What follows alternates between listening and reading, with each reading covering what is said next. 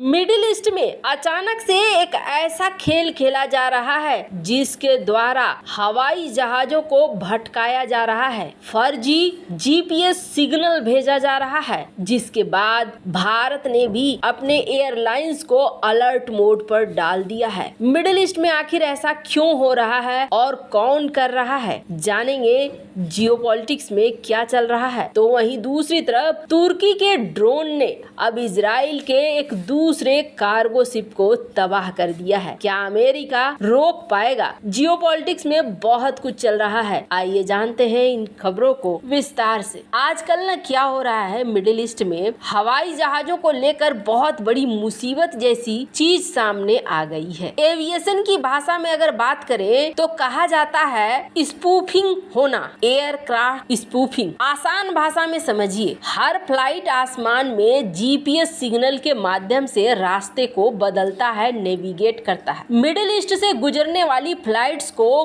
गलत या फर्जी जीपीएस सिग्नल भेजे जा रहे हैं और इन सिग्नल्स की वजह से क्या हो रहा है, विमान के इंटरनल सिस्टम को लगता है कि वो अपने निर्धारित मार्ग से मीलों दूर उड़ रहे हैं। ये सिग्नल कई बार इतने मजबूत होते हैं कि एयरक्राफ्ट सिस्टम की आंतरिक सुरक्षा में सेंध लगा देते हैं और विमान अपने रास्ते से भटक जाता है। इसके चलते चंद मिनटों में विमान का इनर्शियल रेफरेंस सिस्टम अस्थिर हो जाता है और विमान अपनी नेविगेशन क्षमता खो देता है। आपको बता दें, ओप्स ग्रुप के मुताबिक स्पूफिंग का खतरा सबसे ज्यादा उत्तरी इराक और अजरबैजान में हो रहा है। यहाँ फर्जी जीपीएस सिग्नल भेजकर विमानों को भटकाए जाने की कई घटनाएं सामने आ रही हैं। हालांकि ये फर्जी सिग्नल कौन कहां से भेजता है, इसकी जानकारी नहीं मिल सकी है। माना जा रहा है कि इजराइल हमास जंग के कारण इलाके में जो मिलिट्री इलेक्ट्रॉनिक वॉरफेयर सिस्टम लगाए गए हैं उसकी वजह से सिग्नल जाम हो रहे हैं और स्पूफिंग हो रहा है। वैसे आपको बता दें, साधारण और सरल भाषा में समझिए, विमान जब उड़ते हैं तो उड़ान भरते समय जीपीएस सिग्नल के जरिए अपना रास्ता तय करते हैं। ये सिग्नल विमान के नेविगेशन सिस्टम को भेजे जाते हैं। नेविगेशन सिस्टम एक ऐसा इलेक्ट्रॉनिक सिस्टम है जो पायलट को सभी उड़ान संबंधी जानकारी देता है। ये विमान के कॉकपिट में लगा होता है। यही पायलट्स बैठकर विमान को ऑपरेट कर रहे होते हैं। नेविगेशन सिस्टम में ऑन बोर्ड एयरक्राफ्ट सिस्टम और रेडियो सहायता दोनों शामिल है। ऑन बोर्ड एयरक्राफ्ट सिस्टम 3 तरीके के होते हैं: global navigation satellite system, inertial reference system और फ्लाइट मैनेजमेंट सिस्टम। आपको बता दें, अब अगर इस पूरे नेविगेशन सिस्टम को ही गड़बड़ कर दिया जाए तो क्या होगा, तो फिर विमान इधर जाने का तो उधर चले जाएंगे, दूसरे के हवाई क्षेत्र में घुस जाएंगे। मिडिल ईस्ट में खास तौर पर ये चीजें हो रही हैं। मिडिल ईस्ट में फर्जी जीपीएस सिग्नल भेजकर विमानों को भटकाए जाने की खबर आ रही है। इसको लेकर directorate general of civil aviation ने सभी भारतीय एयरलाइंस को एडवाइजरी जारी कर दी है। दरअसल कुछ महीनों से खबरें आ रही हैं कि मिडिल ईस्ट में कमर्शियल फ्लाइट्स और जेट्स को फर्जी जीपीएस सिग्नल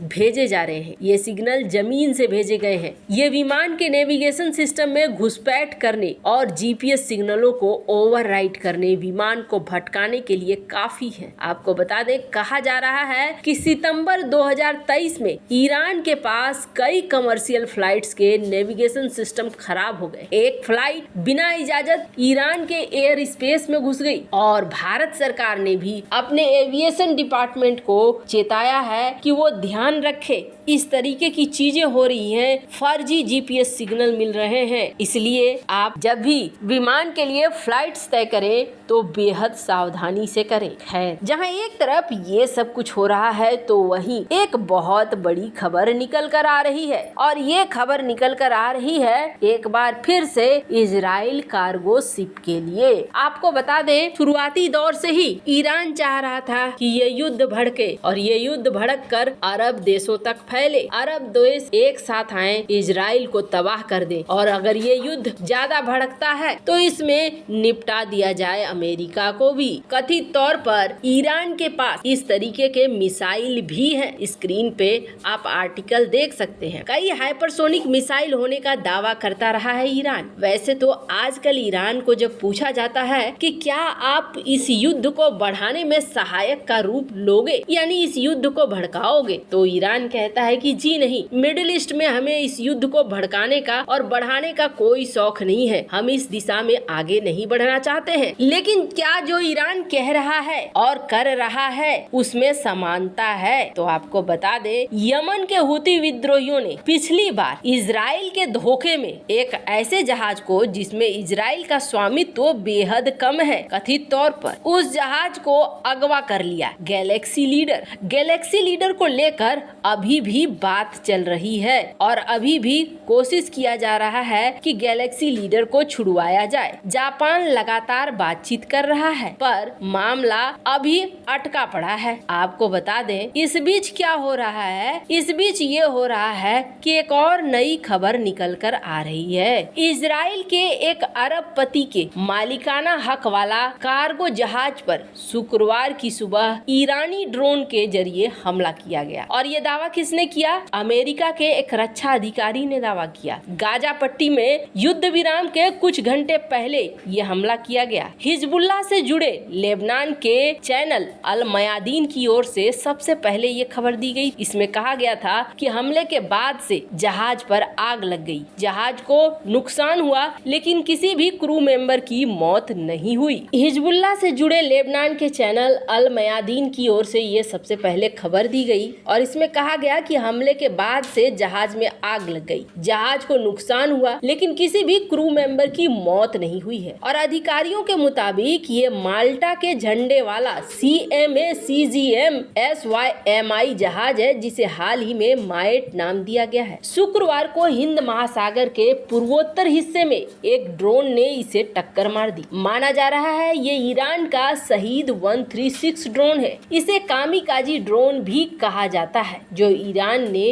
रूस को सप्लाई किया है। रूस इस ड्रोन का इस्तेमाल यूक्रेन के खिलाफ कर रहा है। इस ड्रोन में एक छोटा सा वॉरहेड लगा हुआ है जिसमें बारूद भरा जाता है। क्रैश के बाद ये फट जाते हैं। हालांकि अभी ये साफ नहीं है कि आखिर अमेरिका को ये कैसे पता चला कि इस हमले के लिए जिम्मेदार ईरान है। रिपोर्ट्स को लेकर अधिकारियों ने कहा है कि करीबी से इस पर नजर बनाए हुए हैं। रिपोर्ट में ये भी कहा गया है कि जहाज का ऑटोमेटिक पहचान प्रणाली ट्रैकर मंगलवार को दुबई से रवाना होने के बाद बंद था, जबकि सुरक्षा कारणों से इसे चालू रखना चाहिए था। जहाज पर हमले की रिपोर्ट तब आई है जब इसी सप्ताह यमन के हुती विद्रोहियों ने इजराइल के एक जहाज को हाईजैक कर लिया है जिसमें इजरायली बिजनेसमैन की हिस्सेदारी है। सिंगापुर की ईस्टर्न पैसिफिक शिपिंग ने माइट को लीज पर लिया है। उसने कहा है कि उसे पता है कि ऐसा कुछ हुआ गया है और हम अभी बातचीत कर रहे हैं, जानकारी लेने की कोशिश कर रहे हैं कि आगे का सीन क्या है। वैसे इन सब मामले में आपकी क्या राय है? कमेंट कर जरूर बताएं। जल्द मिलते हैं अगले वीडियो में नई खबर के साथ।